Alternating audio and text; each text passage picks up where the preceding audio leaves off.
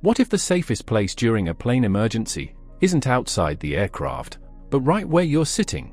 It sounds strange, because giving every passenger a parachute feels like the perfect backup plan: just jump and float to safety. But the reality is very different. At 35,000 feet, the air is so thin you could lose consciousness in seconds without oxygen. The temperature can drop below -60 degrees. And the aircraft is moving so fast that stepping outside could slam you into the plane itself. And here's the real twist: most plane accidents don't even happen at that height. They happen during takeoff or landing, when there's simply no time or altitude for a parachute to work. So the idea that sounds like a life-saving solution might actually be completely useless. Let's break down why. Imagine this: one day you add a new title next to your name, Skydiver. Sounds bold, right? I actually did it. Around 500 jumps, and yes, I made it through most of them. That's a skydiver joke. Now picture yourself inside a plane, slowly climbing to somewhere between 3,500 and 10,000 feet. The height depends on the type of jump. Beginners usually start lower, while students and tandem jumpers go higher.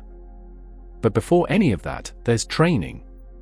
A few hours on the ground where you learn the basics: how to step out of the plane, how to control your body in free fall, and how to use simple hand signals, even the one that means, "I changed my mind." Then comes the moment. The plane reaches the right height, the door opens, and suddenly, it's your turn. You step out into open sky. Some jump alone, some in small groups, moving carefully during free fall. At around 2,000 feet, it's time to open the parachute.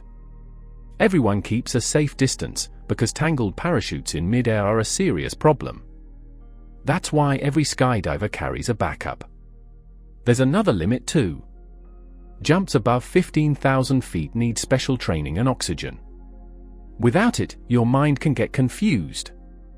And when you're falling at around 120 miles per hour, that's the last thing you want.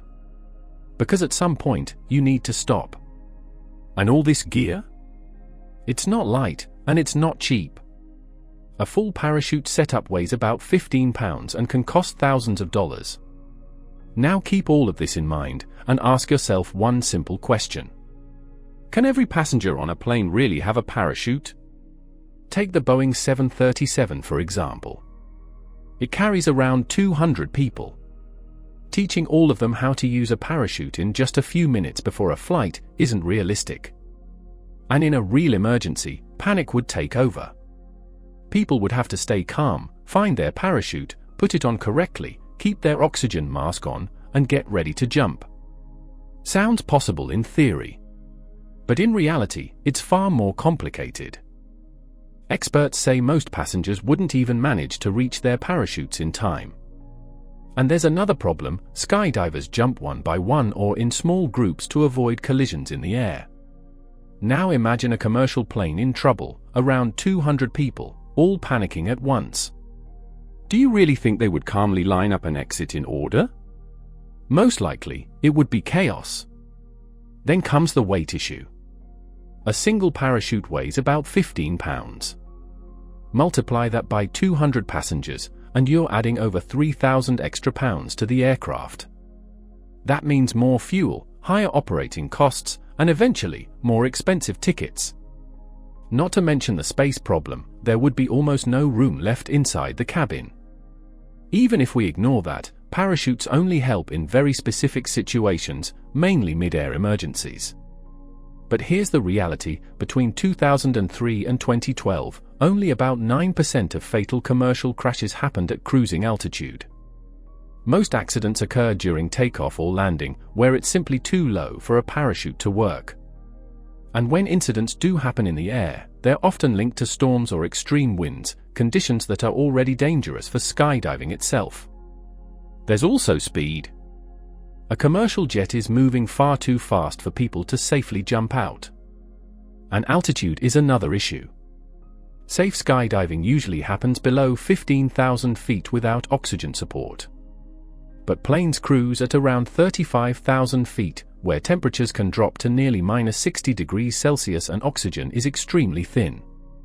To survive outside, you'd need oxygen, a mask, a helmet, a suit, and more equipment just to stay conscious.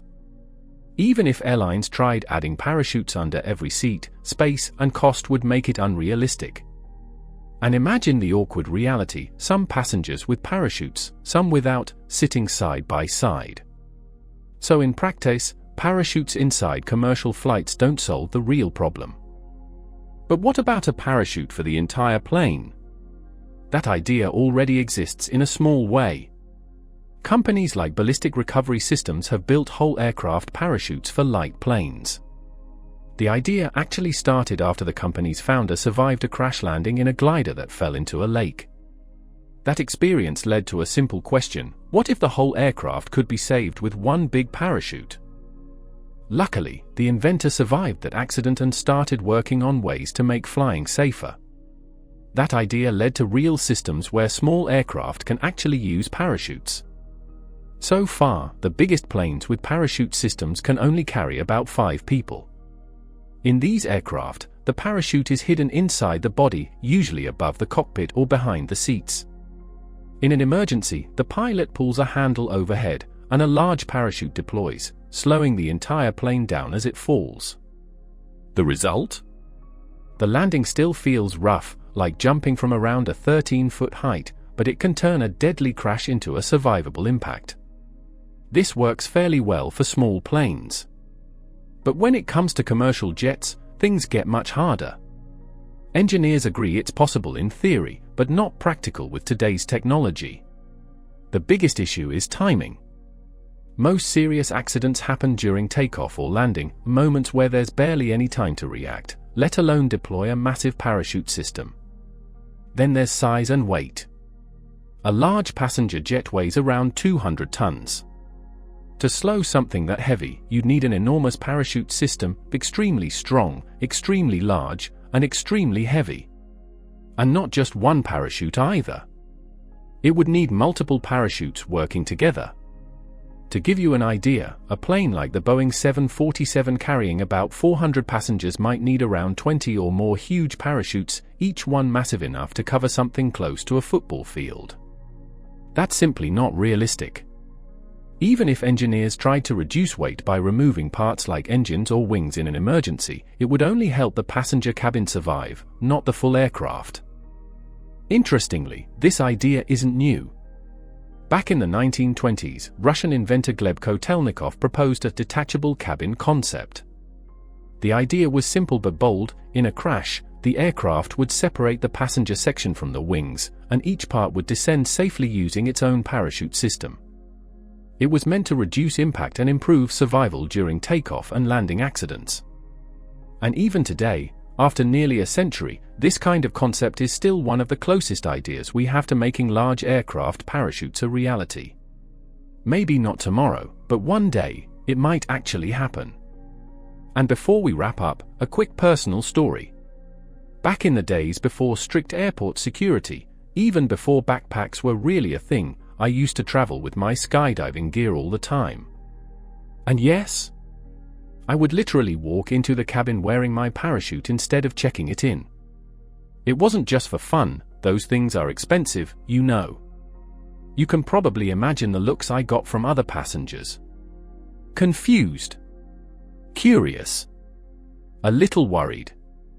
And whenever someone asked, I used to smile and say, "So, I guess you haven't flown this airline lately." It usually got a laugh. A slightly nervous one, but still a laugh. Now I'm curious about you. Would you ever try skydiving? Or maybe you already have. Tell me in the comments. And if you enjoyed this, leave a like and share it with a friend.